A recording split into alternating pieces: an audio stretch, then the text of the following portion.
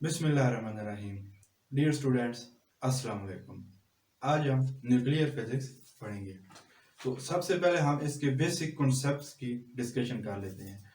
तो nuclear physics में जो सबसे इम्पोर्टेंट स्पीशीज होती है वो होता है न्यूक्लियस, क्योंकि हम न्यूक्लियस के बारे में ही ज़्यादातर डिस्कशन इसके अंदर कर रहे होते हैं।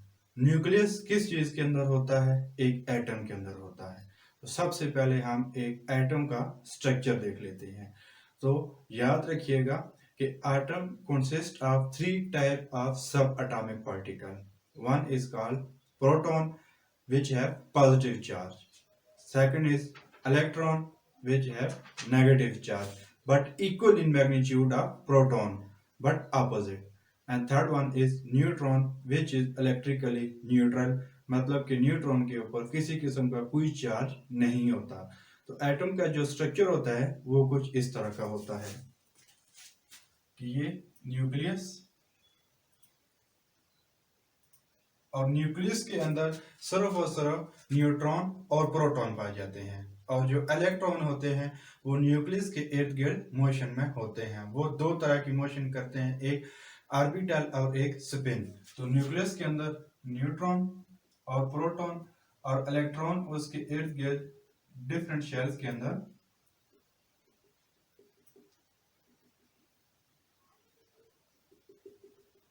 जैसे कि पहला शेल हमारे पास के होता है, सेकंड एल होता है, इसी तरीके से एम एन और इसके बहुत ज्यादा शेल्स हो सकते हैं।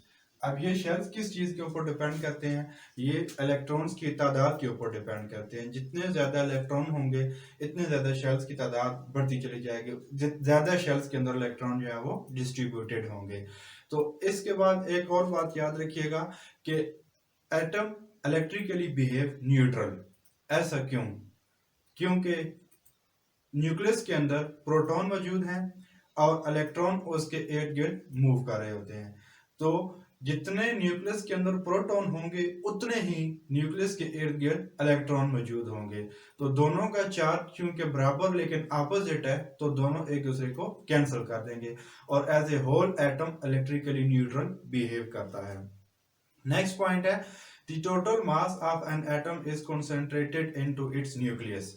ऐसा कैसे बोल सकते हैं कि एटम का सारा मास न्यूक्लियस में ही होता है? न्यूक्लियस में तो सिर्फ प्रोटॉन और न्यूट्रॉन मौजूद हैं, तो इलेक्ट्रॉन कहाँ गए? तो याद रखिएगा कि जो मास ऑफ प्रोटॉन होता है वो nearly equal to 2000 time mass of electron, यानी कि इलेक्ट्रॉन का मास प्रोटॉन से 2000 गुना कम है। और सेकंड जो हमारे पास है न्यूट्रॉन न्यूक्लियस के अंदर, और mass of neutron nearly equal to mass of proton. इनके दरमियान फर्क होता है सिर्फ और सिर्फ 0.1% का, जिसको हम निगलेक्ट कर देते हैं।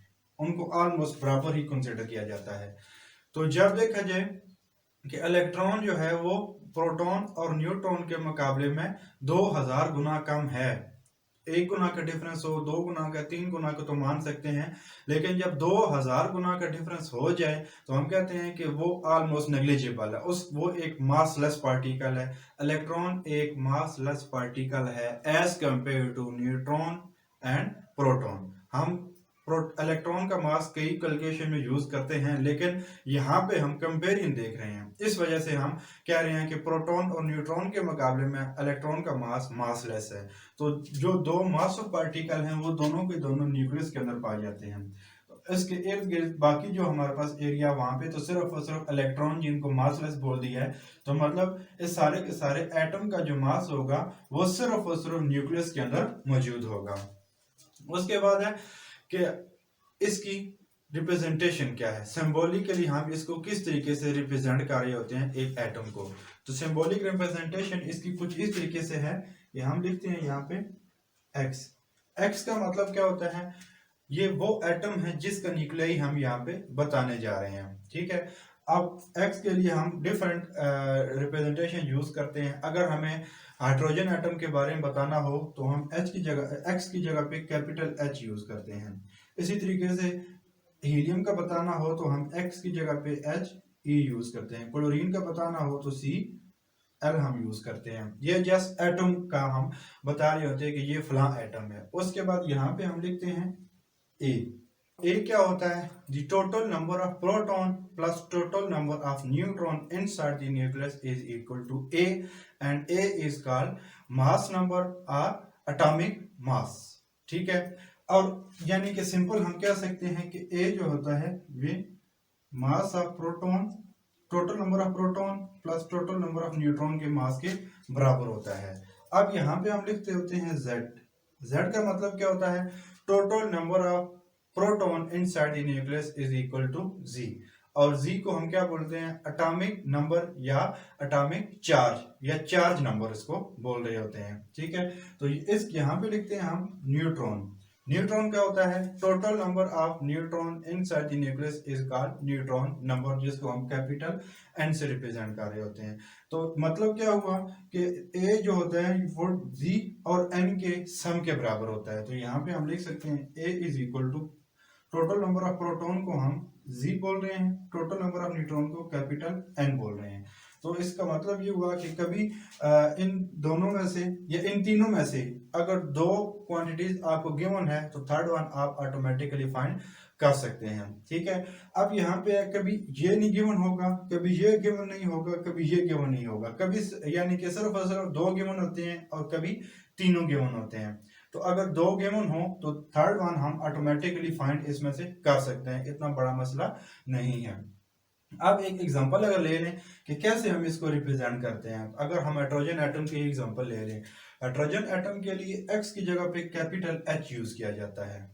हाइड्रोजन एटम के अंदर सिर्फ एक न्यूट्रॉन होता है, तो यहाँ पे n, तो यहाँ पे हम 1 लिखेंगे।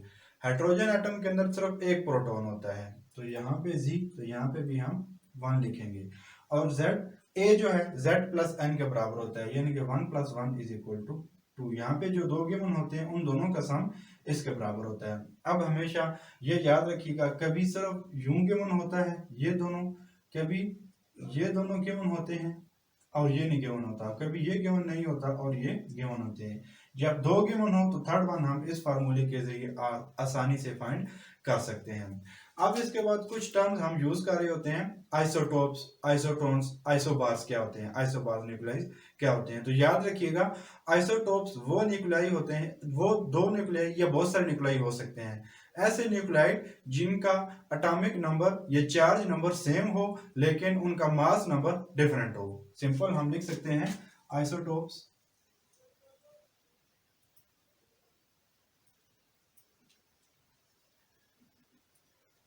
ऐसे न्यूक्लियाइड जिनका जी सेम हो और ए डिफरेंट हो, ऐसे न्यूक्लियाई को हम आइसोटोप्स बोलते हैं। एग्जांपल अगर दें तो क्लोरीन के दो स्टेबल आइसोटोप्स हमारे पास होते हैं। एक होता है Cl जिसका चार्ज नंबर 17 और मास नंबर 35, और दूसरा इसका स्टेबल न्यूक्लियाई होता है 17 37। अब देखा जाए यहाँ पे 17, यहाँ पे 17 और इस जगह पे जी मौजूद होता है ये वाला। ठीक है, तो मतलब दोनों का चार्ज नंबर सेम है, यहाँ पे मास होता है तो दोनों का मास नंबर डिफरेंट है, और इसको हम ऐसे इन दोनों न्यूक्लियाई को हम बोलेंगे कि ये एक दूसरे के आइसोटोप्स हैं। और ये मैंने बोला है कि stable nuclei of chlorine, stable वो न्यूक्लियाइड होते हैं जिनमें किसी किस्म का रेडियो एक्टिव डिके नहीं होता, क्योंकि अगर वो अनस्टेबल हो तो उनमें से रेडियो एक्टिव डिके होता है, डिके होने के बाद वो स्टेबल हो जाते हैं। और ये क्लोरीन के नेचुरली मेड हमारे पास आइसोटोप्स हैं। हम इनको मजीद आइसोटोप्स भी बना सकते हैं, लेकिन वो हम न्यूक्लियर फिशन के जरिए बना सकते हैं, लेकिन वो आर्टिफिशियली न्यूक्लियाइड होंगे, आर्टिफिशियली आइसोटोप्स होंगे। तो ये बाय नेचर हमारे पास आइसोटोप्स मौजूद हैं। उसके बाद हमारे पास सेकंड होता है आइसोटोन्स। तो आइसोटोन्स का याद रखिएगा कि ऐसे न्यूक्लियाइड जिनका न्यूट्रॉन नंबर सेम हो लेकिन उनका एटॉमिक नंबर डिफरेंट हो, हम उसको लिख सकते हैं आइसोटोन्स।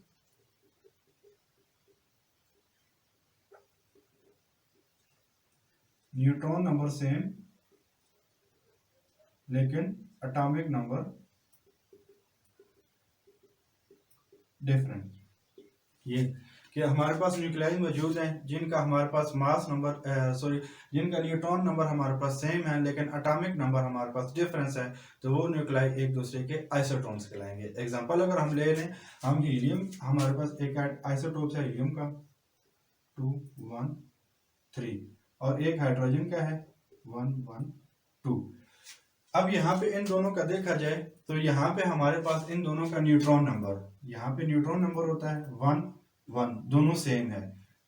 डिफरेंट हमारे पास मास नंबर इनका, सॉरी डिफरेंट एटॉमिक नंबर को हम ए से रिप्रेजेंट करते हैं, जी से रिप्रेजेंट करते हैं। तो डिफरेंट हमारे पास नंबर ऑफ प्रोटॉन्स होने चाहिए। तो यहाँ पे देखा जाए तो यहाँ पे 1 है और यहाँ पे 2 है, तो दोनों एक दूसरे से डिफरेंस, तो ये दोनों न्यूक्लाई एक दूसरे के आइसोटोन्स कहलाएंगे। फिर से बोल रहा हूँ कि जिन न्यूक्लाइड के नंबर ऑफ न्यूट्रॉन सेम हो लेकिन उनका जो एटॉमिक नंबर या चार्ज नंबर जिनको हम जी से रिप्रेजेंट करते हैं वो डिफरेंट हो, वो न्यूक्लाई एक दूसरे के आइसोटोन्स कहलाएंगे। उसके बाद हमारे पास होता है आइसोबार्स। आइसोबार्स कौन से न्यूक्लाई हैं?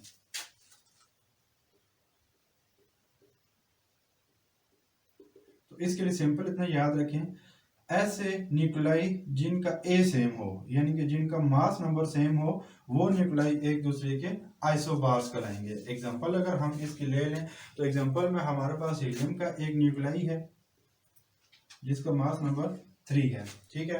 उसके बाद हमारे पास हाइड्रोजन का भी एक न्यूक्लाई है जिसका हमारे पास यानी कि मौजूद है, जिसका मास नंबर हमारे पास 3 है।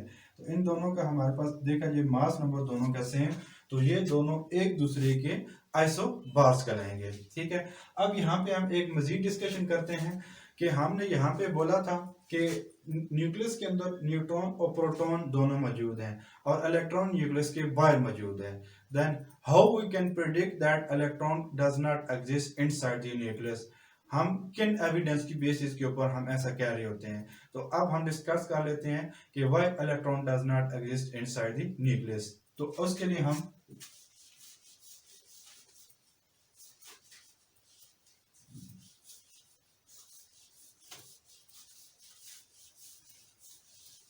हमारे पास 4 पॉइंट है, बेसिक पॉइंट है, उनकी बेस पे पहला पॉइंट क्या है? As we know that a force of attraction exists between two opposite charge particles. So, if an electron exists inside the nucleus, then a strong attractive force, even stronger than Coulomb force, must exist inside the nucleus to bind the proton and electron in nucleus. But experimentally, we see that there is no evidence for existence of such force inside the nucleus, so that we can say that actually electron does not exist inside the nucleus। ये हमारे पास पहला evidence है। उसके बाद second को हम discuss करते हैं on the basis of uncertainty principle. If we confine an electron inside a nucleus in a small region as small as the nucleus of an atom of maximum radius 10 raised to power minus 14 meter, then according to uncertainty principle delta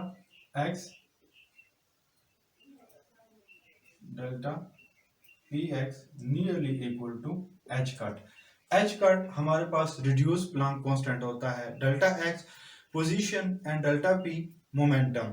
तो position तो हमने बता दी है कि एक nucleus का जो maximum radius हो सकता है डेल्टा, उसको हम डेल्टा x बोल रहे हैं, जो कि 10 raised to power minus 14 metre, यानी कि इससे ज्यादा वो उसका रेडियस नहीं हो सकता। तो इलेक्ट्रॉन अगर इस रेडियस के अंदर कॉन्फाइन है तो क्या होगा? तो इसके लिए उसका मोमेंटम कितना होगा? यहां से हम मोमेंटम इसका कैलकुलेट करें अगर, तो delta p x equal to h cut over delta x. H cut की वैल्यू हमारे पास होती है 1.054 multiplied by 10 raise to power minus 34 joule second, और डेल्टा एक्स की value 10 raise to power minus 14 metre. अब यहाँ पे देखा जाए तो यहाँ पे ये जो टर्म है 1.054, अगर सिर्फ 1 होता तो हम उसको निगलेक्ट करके लिख सकते हैं, लेकिन यहाँ पे 0.54 जो कि बहुत बहुत छोटी टर्म है, और यहाँ पे 10⁻⁻34 है। तो अगर हम सिर्फ और सिर्फ यहाँ पे 10⁻⁻34 लिख दें तो भी इसके ऊपर कोई खास फर्क नहीं पड़ेगा, क्योंकि ये टर्म बहुत ज्यादा छोटी है। तो हम इसको यूं लिख सकते हैं, नियरली इक्वल टू 10⁻⁻34 जूल जो है वो kilogram metre square per second square के बराबर होता है, और साथ में सेकंड ऐसे ही, और नीचे 10⁻⁻14 मीटर। तो आपके पास जो मोमेंटम की वैल्यू आएगी 10⁻⁻20 किलोग्राम मीटर पर सेकंड। ठीक है, क्योंकि मीटर मीटर से एक कैंसिल, सेकंड सेकंड से कैंसिल, -34 और ये -14 ऊपर जाके +14 बनेगा। तो ये उसका मोमेंटम हो सकता है। लेकिन यहाँ पे एक बात थोड़ी सी और याद रखिएगा कि ये हमने डेल्टा एक्स क्या बोला था, मैक्सिमम। अगर डेल्टा एक्स मैक्सिमम है तो यहाँ पे मोमेंटम के डिनोमिनेटर में मौजूद है। अगर डिनोमिनेटर में मैक्सिमम वैल्यू हो तो मतलब मोमेंटम की जो वैल्यू हमारे पास आई है ये मिनिमम आई है, यानी कि इलेक्ट्रॉन का मिनिमम मोमेंटम इतना होना चाहिए न्यूक्लियस के अंदर।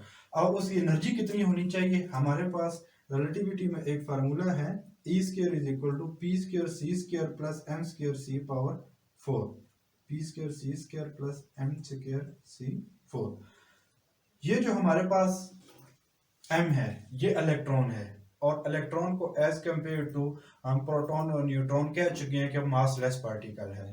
ठीक है, तो इसको हम क्या कर देते हैं, इसको हम निगलेक्ट कर देते हैं, और हमारे पास सिर्फ जो आंसर बचेगा square root P square C square, जो कि सिर्फ और सिर्फ P C के बराबर होगा।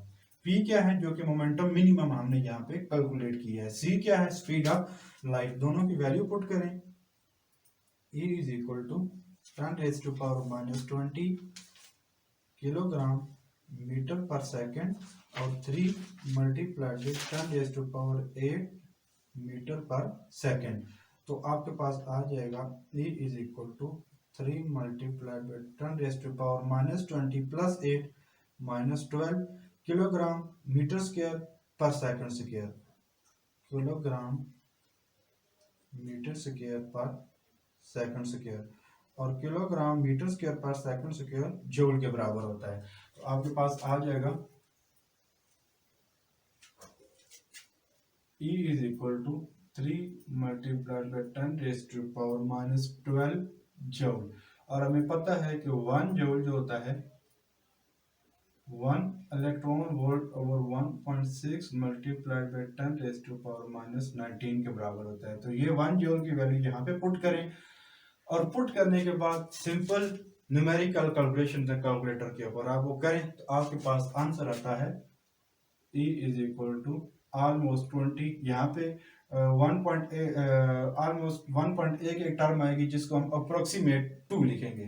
तो बाद में जब 2 मल्टीप्लाइड बाय 10⁻7 इलेक्ट्रॉन वोल्ट, 0 को उधर लेके जाएं तो E is equal to 20 multiplied by 10⁻6 electron volt, और 10⁻6 मेगा के बराबर होता है।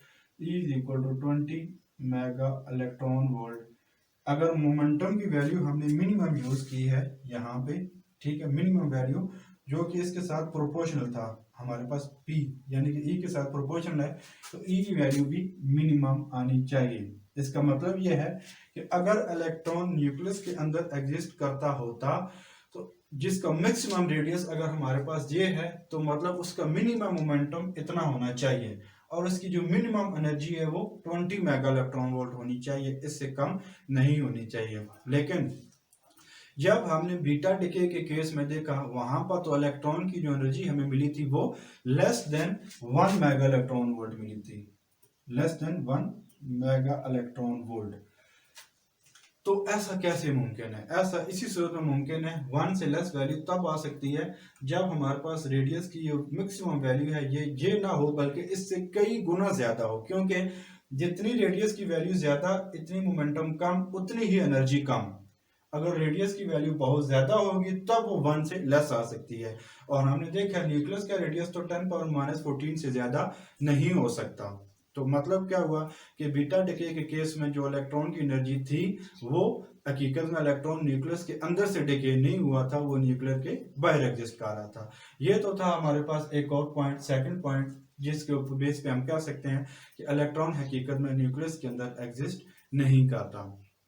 अब हमारे पास एक थर्ड पॉइंट है, उसको हम टोटल स्पिन एंगुलर मोमेंटम की बेस के ऊपर डिस्कस करते हैं। तो याद रखिएगा कि हमारे पास एक इलेक्ट्रॉन या सब एटॉमिक पार्टिकल जो हमारे पास हैं, प्रोटॉन और न्यूट्रॉन या इलेक्ट्रॉन की बात कर लें तो उनकी हाफ इंटीग्रल स्पिन होती है। वो टोटल स्पिन उनकी नहीं होती बल्कि वो हाफ इंटीग्रल स्पिन करते हैं। उनकी दो किस्म की स्पिन हो सकती हैं, एक +1/2 और एक -1/2। +1/2 कब होगी? जब इलेक्ट्रॉन या proton anti clockwise half rotation करेंगे, और ये जब वो क्लॉकवाइज हाफ रोटेशन करेंगे तब इनकी ये वैल्यू आएगी। तो अब हम ऐसा इसको कर क्यों रहे हैं? अब पहले मैं एक एग्जांपल में आपको बताता हूँ, उसके बाद इसकी थ्योरी डिस्कस करेंगे, आपको अच्छे से समझ आ जाएगी। तो एग्जांपल बताने से पहले मैं आपको बता दूं कि इसको हम डिस्कस कर रहे हैं on the basis of electron proton hypothesis. तो इलेक्ट्रॉन प्रोटॉन हाइपोथेसिस में हम टोटल नंबर ऑफ प्रोटॉन को न्यूक्लियस के अंदर हम कहते हैं ए, टोटल नंबर ऑफ इलेक्ट्रॉन को हम बोलते हैं जी। ये हमारे पास ओल्ड थ्योरी है जिसको हमने बाद में उसको रिजेक्ट कर दिया गया था। अभी हम उसी की बेस के ऊपर डिस्कस कर रहे हैं। जो थ्योरी ये कहती थी कि इलेक्ट्रॉन न्यूक्लियस के अंदर होता है। तो अगर हम ड्यूट्रियम एटम की एग्जांपल लें, ड्यूट्रियम एटम के मुताबिक हमारे पास एक एटम है और इलेक्ट्रॉन प्रोटॉन हाइपोथेसिस के मुताबिक इसका जो नंबर ऑफ प्रोटॉन है वो 2 है और नंबर ऑफ इलेक्ट्रॉन जो है वो 1 है, यानी कि 2 प्रोटॉन और 1 इलेक्ट्रॉन। तो इनके अगर हम बाय क्वांटम मैकेनिकल रूल्स को फॉलो करते हुए हम अगर इनके स्पिन को ऐड करें, ठीक है, तो इसका आंसर क्या आना चाहिए? हम देखते हैं कि जैसा कि इनकी दो किस्म की स्पिन हो सकती हैं, तो इलेक्ट्रॉन हमारे पास इसको मेजर करने से पहले एक बात और देखनी है कि हमारे पास जो total number of proton minus total number of neutron electron को अगर हम इनका डिफरेंस ले तो जो भी वैल्यू आनी चाहिए वो आड आनी चाहिए, तब हम इसको डिस्कस करेंगे, यानी कि आड वैल्यूज के लिए इसको डिस्कस करेंगे। तो अब यहाँ पे हमारे पास टोटल नंबर ऑफ प्रोटॉन 2 है, टोटल नंबर ऑफ इलेक्ट्रॉन 1 है, तो 2 - 1 = 1, यानी कि हमारे पास ये कंडीशन जो है वो सेटिस्फाई हो रही है। तब हम इसको डिस्कस करेंगे। अब यहाँ पे हमारे पास पेयर में प्रोटॉन 2 प्रोटॉन मौजूद है और सिंगल हमारे पास 1 इलेक्ट्रॉन मौजूद है। तो इलेक्ट्रॉन की स्पिन को हम सिंपल एंटी क्लॉकवाइज लेंगे और प्रोटॉन की जो स्पिन है वो दो किस्म की हो सकती है, या तो दोनों एंटी क्लॉकवाइज होंगे या एक एंटी क्लॉकवाइज और एक जो है वो क्लॉकवाइज हो सकता है। तो ऐसी सूरत में जब ये तीनों के तीनों हमारे पास एंटी क्लॉकवाइज होंगे, एक प्रोटॉन एंटी क्लॉकवाइज तो उसकी +1/2 स्पिन, +1/2, दूसरा प्रोटॉन एंटी क्लॉकवाइज तो +1/2, इलेक्ट्रॉन भी एंटी क्लॉकवाइज तो +1/2, तो टोटल आंसर आना चाहिए 3/2। ये तो हमारे पास एक पॉसिबिलिटी है। दूसरी पॉसिबिलिटी है कि एक प्रोटॉन क्लॉकवाइज, एक प्रोटॉन एंटी क्लॉकवाइज, इलेक्ट्रॉन को हम एंटी क्लॉकवाइज ही ले रहे हैं। तो ऐसी सूरत में क्या कि अगर पहला इलेक्ट्रॉन क्लॉकवाइज हो जाए तो -1/2, दूसरा प्रोटॉन एंटी क्लॉकवाइज हो जाए तो +1/2, इलेक्ट्रॉन भी एंटी क्लॉकवाइज तो +1/2, इसका आंसर आना चाहिए 1/2। ये दो पॉसिबिलिटीज हैं कि इनके ये दो आंसर आना चाहिए। लेकिन जब हमने इसको एक्सपेरिमेंटली ऑब्जर्व किया, एक्सपेरिमेंटली ऑब्जर्व करने के बाद हमने क्या देखा कि ड्यूट्रियम एटम के केस में जो इसकी टोटल स्पिन एंगुलर मोमेंटम आता है वो आता है सिर्फ और सिर्फ हमारे पास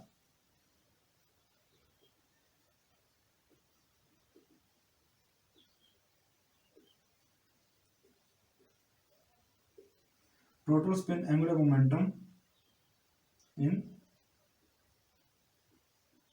experimentally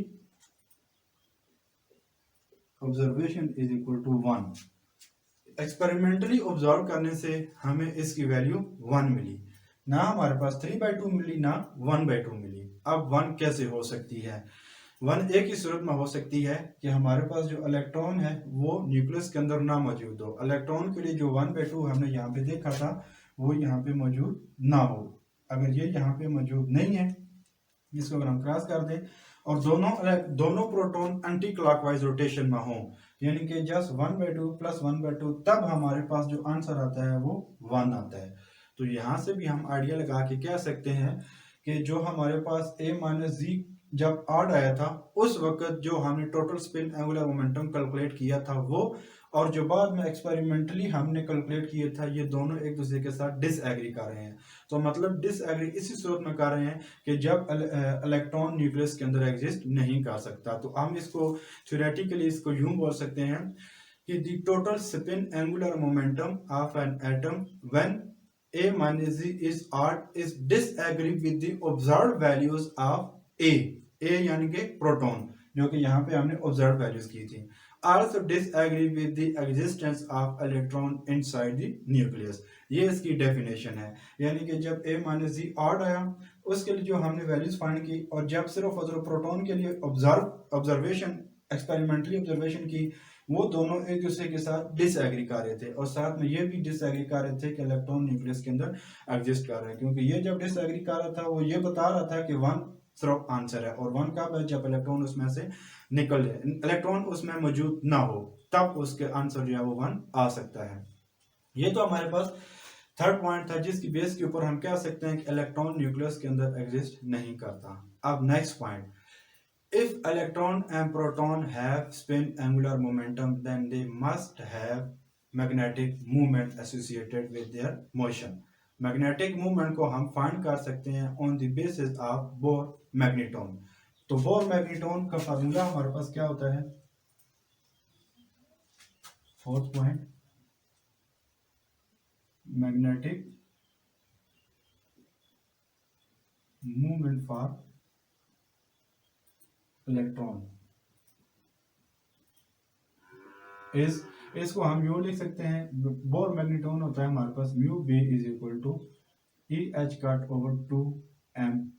अब इलेक्ट्रॉन के लिए बात करें तो यहाँ पे एम ई लगाएंगे, ये वो फार्मूला होता है। अगर यहाँ पे हम एक्सपेरिमेंटली ऑब्जर्व वैल्यूज यूज करेंगे, ठीक है, और जब एक्सपेरिमेंटली हमने इसकी वैल्यूज को ऑब्जर्व किया, तो मैग्नेटिक मूवमेंट फॉर इलेक्ट्रॉन, उसकी वैल्यू हमारे पास आई 9.2740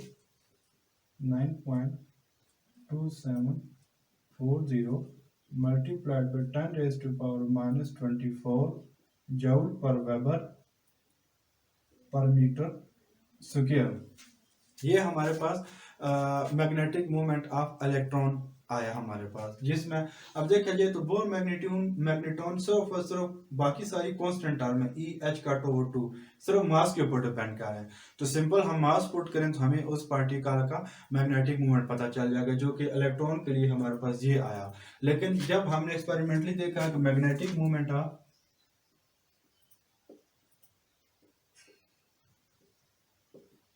for proton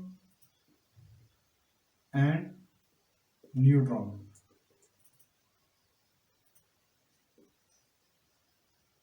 is mu n is equal to. अब यहाँ पे एक छोटी सी बात ये भी देखें कि हमने प्रोटॉन और न्यूट्रॉन दोनों को इकट्ठे बोल दिया है। इकट्ठे हमने क्यों बोला है कि हम ऑलरेडी देख चुके हैं कि total number of proton mass of proton is near equal to mass of neutron. जब दोनों ये मास के ऊपर डिपेंड कर रहा है, तो इन दोनों के लिए जो मैग्नेटिक मूवमेंट आएगा उसकी वैल्यू ऑलमोस्ट बराबर रहेगी। इस वजह से हम इन दोनों को सिंपल एक में ही लिख रहे हैं, जिसका आंसर हमारे पास आता है 5.05 multiplied by 10⁻⁻27 joule per weber per metre square. ठीक है, अब यहाँ पे देखा जाए तो हमने बाद में क्या किया कि हमने पहले इलेक्ट्रॉन का मास पुट करके मैग्नेटिक मूवमेंट फाइंड किया, फिर प्रोटॉन का मास पुट करके मैग्नेटिक मूवमेंट फाइंड किया, फिर न्यूट्रॉन का मास पुट करके मैग्नेटिक मूवमेंट फाइंड किया। इलेक्ट्रॉन के लिए अलग आया, न्यूट्रॉन और प्रोटॉन के लिए एक दूसरे के साथ सेम, लेकिन इलेक्ट्रॉन के साथ अलग आया। बाद में हमने क्या किया कि न्यूक्लियस का मास भी पुट करके उसके लिए भी मैग्नेटिक मूवमेंट फाइंड किया। तो हमने ये देखा कि हम पहले एक और बात डिस्कस कर लेते हैं कि जिन पार्टिकल का मैग्नेटिक मूवमेंट न्यूक्लियस के मैग्नेटिक मूवमेंट के ऑलमोस्ट कंपेरेबल हो, यानी कि कुछ ना कुछ बराबर के ही नजदीक आए, तो वो मतलब क्या है कि वो पार्टिकल न्यूक्लियस के अंदर ही एग्जिस्ट करेगा। तो हमने यहाँ वहां पे ये देखा कि हकीकत में प्रोटॉन और न्यूट्रॉन का मैग्नेटिक मूवमेंट भी न्यूक्लियस के मैग्नेटिक मूवमेंट के ऑलमोस्ट बराबर आता है, जिसको हमने न्यूक्लियर मैग्नेट्रॉन बोला। तो यहाँ पे यही फार्मूला उसके लिए भी आता है, ठीक है। लेकिन अब देखा जाए तो क्या इलेक्ट्रॉन इसके साथ कुछ ना कुछ कंपेरिजन रखता है या नहीं रखता। तो यहाँ पे इस टर्म को अगर आप छोड़ें, जस्ट इस टर्म को देखें, यहाँ पे 10⁻⁻27, यहाँ पे 10⁻⁻24 है। तो इन दोनों के दरमियान -27 -24 तीन गुना बड़ी टर्म है -27 से। तो हम यूं कह सकते हैं कि magnetic movement of electron is 1000 time larger than magnetic movement of proton और न्यूट्रॉन और न्यूक्लियस या न्यूक्लियर मैग्नेट्रॉन। तो न्यूक्लियर मैग्नेट्रॉन, तो यहां से हम म्यू बी इज 10⁻3, क्योंकि यहाँ पे 10⁻3 आया था, ये जो डिफरेंस आ रहा था, इज लार्जर देन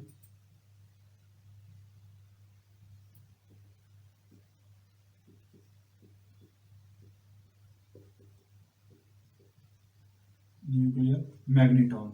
अगर इसकी वैल्यू हमारे पास 3 न्यूक्लियर मैग्नेट्रॉन से लेकर 10 न्यूक्लियर मैग्नेट्रॉन जो कि डिफरेंट न्यूक्लियाइज के लिए हमने फाइंड किया, वो ये वैल्यू इतना कंपेरिजन रखती है। तो कोई भी न्यूक्लियाई हो जिनका मैग्नेट यानी कि कोई भी पार्टिकल जिनका मैग्नेटिक मूवमेंट जो है वो न्यूक्लियर मैग्नेट्रॉन से -3 से लेकर +10 के दरमियान मौजूद हो, इतना कंपेरिजन रखता हो, तो वो न्यूक्लियस के अंदर हम कह सकते हैं कि एग्जिस्ट कर रहा है। लेकिन यहाँ पे तो ना -3 ना +10, बल्कि यहाँ पे 10⁻3 यानी कि 1000 गुना का डिफरेंस आ रहा है।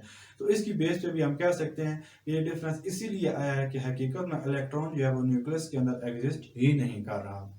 तो ये था कि आज हमने सबसे पहले एक एटम का बेसिक स्ट्रक्चर क्या होता है, उसकी कुछ प्रॉपर्टीज के बारे में डिस्कशन की, उसके बाद उसकी सिंबॉलिक रिप्रेजेंटेशन के बारे में डिस्कशन की, उसके बाद हमने डिस्कस किया कि हम क्यों कहते हैं कि इलेक्ट्रॉन न्यूक्लियस के अंदर एग्जिस्ट नहीं कर रहा, क्या उसके लिए कोई एविडेंसेस मौजूद है। तो ये सारे का सारा आज के लेक्चर में हमने डिस्कस किया।